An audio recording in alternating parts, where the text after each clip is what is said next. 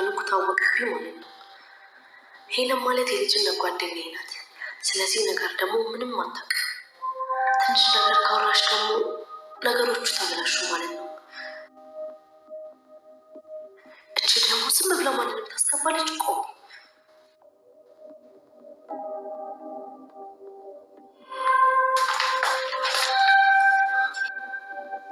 ይሄ ልጅ በቃ በሌላ ማስክ ነው እዚህ ያለሁት። እንዳታስፎክሪ ፍቺ በቃ። እንዴ ምንሽ ነው? አንቺ ቤት መጥቼ ልታባርሪኝ ነው እንዴ?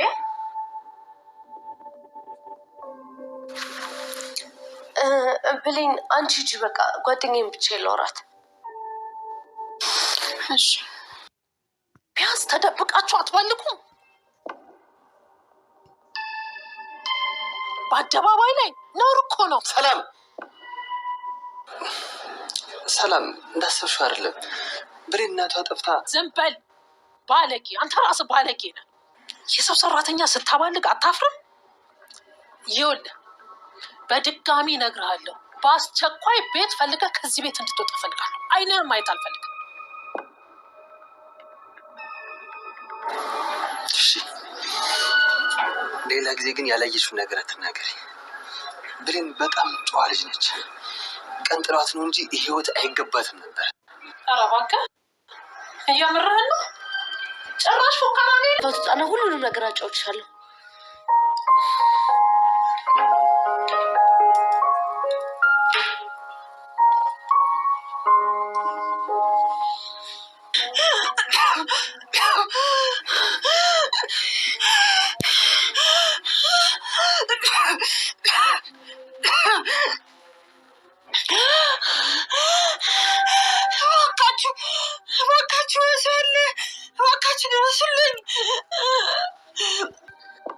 አንቺ ደግሞ ጅልሽ እንዴ?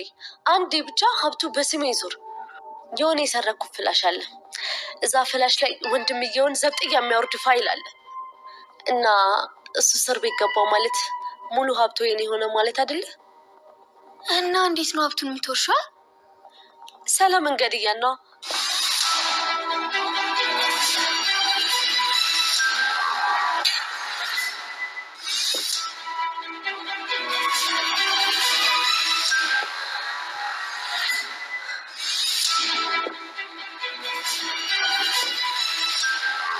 አደራ ድራማ ክፍል 11 ተለቀቀ።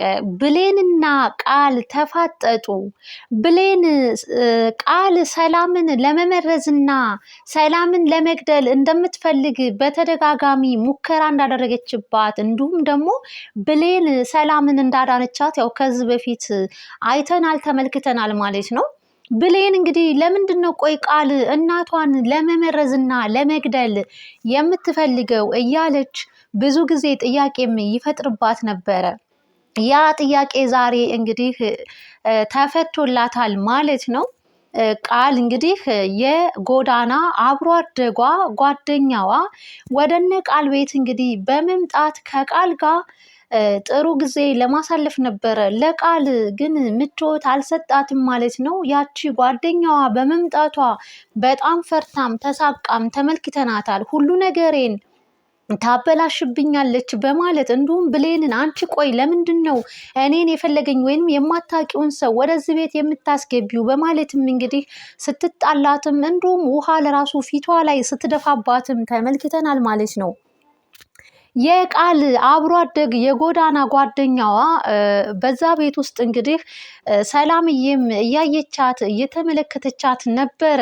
እናም እንግዲህ በጣም በሚገርምና በሚያሳዝን ሁኔታ ሰላም የቃልን ጓደኛ ስትተዋወቃት እኔ የቃል ወላጅ እናት ነኝ በማለት ነበረ። ወላጅ እናት በማለትም እንግዲህ ምክንያቱም የቃልን ማንነት፣ አስተዳደጓን፣ እድገቷን በደንብ አርጋ ጠንቅቃ ስለምታውቅ ያቺ የቃል ጓደኛ ግራ ተጋብቷታል። ነገር ግን ነገራቶችን ማውራት ስትፈልግም እያስቋረጠቻት ቃል እናቷም ቃል ላይ እንግዲህ ብዙ ነጥቦችን ምን ሁና ነው እያለችም እንግዲህ ብቻ በአንደበቷ አውጥታ ባትናገርም እየታዘበቻቸውም እንዲሁም አወራራቸውንም ሆነ ምግብ አመጋገባቸውን ስትመለከትም ነበረ ማለት ነው። እናም እንግዲህ አሁን ላይ ብሌን እናቷን ለምንድን ነው ሰላምን መመረዝ መግደል የምትፈልገው? ቆይ እንዴት እናቷ ላይ እንደዛ አይነት ነገር ታስባለች? እያለች ለረጅም ጊዜ ጥያቄም ፈጥሮባት ነበረ። እናም እንግዲህ አሁን ላይ ለዛ ለጥያቄዋ መልስ አግኝታለች። ቃል የሰላም ልጅ እንዳልሆነች፣ ቃል ወደዛ ቤት የገባችው በማጭበርበርና በውሸት፣ ሰላም አረብ ሀገር ለረጅም ዓመታት እንደቆየችና ብዙ ሀብት ንብረትም እንዳላት ተነግሯት በኃይሉ ምክንያት ነው ወደዛ ቤት የገባችው። እናም እንግዲህ በኃይሉ ሰላምን እንድገላት ይፈልጋል። ሰላምን ከገደልኳት በኋላ ሀብት ንብረቱን እሱ ይወስዳል። እንደዛ ተስማምተን ነው ለእኔ ደግሞ ያው ክፍያ ያስብልኛል። ነገር ግን አሁን ላይ እኔ ሰላምን ከገደልኩኝ በኋላ የሀብት ወራሽም ሆነው እኔ ልጇ ነኝ በሚለው ነው በማለትም እንዲሁም ደግሞ በኃይሉ ላይ ወንጀል የፈጸመባቸው ዘብጥያ የሚያስወርደው ቪዲዮ አለኝ እጅ ላይ። ስለዚህ እኔ ሰላምን ከገደልኩኝ በኋላ ይህንን ሀብት ንብረት ያላትን ያፈራችውን በሙሉ ወደ እኔ ይሆናል። አንዳችም ነገር ለኃይሉ ልሰጠው አልችልም።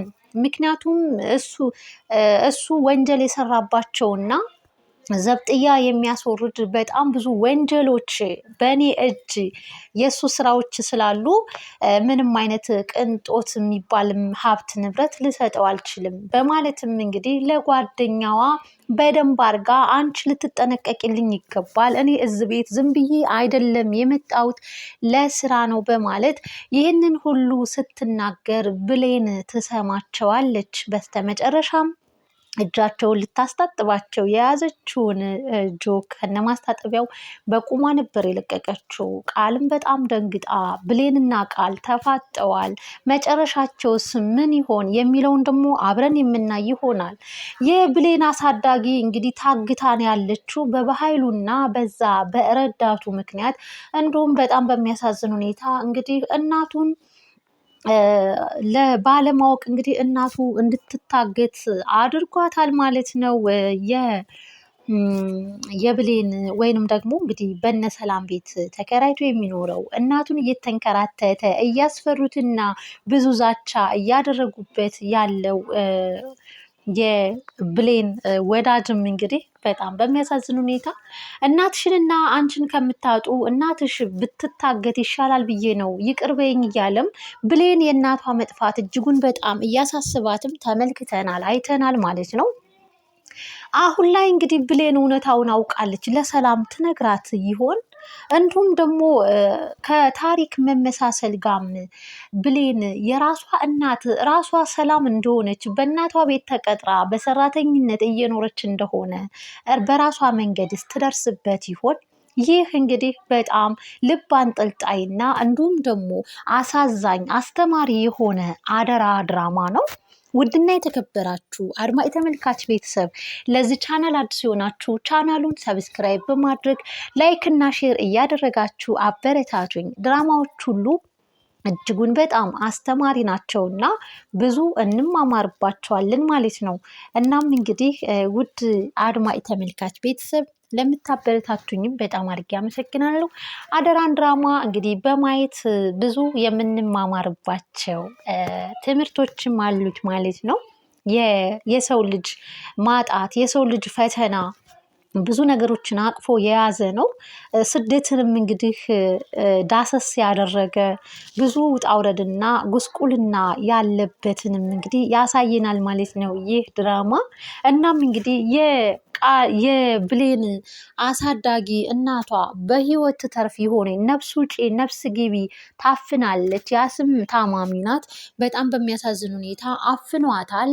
እንግዲህ ከልክ በላይ እየተነፈሰች ነው። በህይወት ትተርፍ ይሆን የሚለውን እንግዲህ ሁላችሁም ቃልና ብሌንስ መጨረሻቸው ምን ይሆን የሚለውን ግምት አስተያየታችሁን በኮሜንት አጋሩን። በእርግጠኝነት ቃል በኃይሉ በመደወል እንግዲህ የተፈጠረውን ነገር እንደምታስረዳውና እንግዲሁም ይችን መከረኛ ብሌንን እንግዲህ የሚያግቷትም ይመስለኛል። ይህ የእኔ ግምት ነው።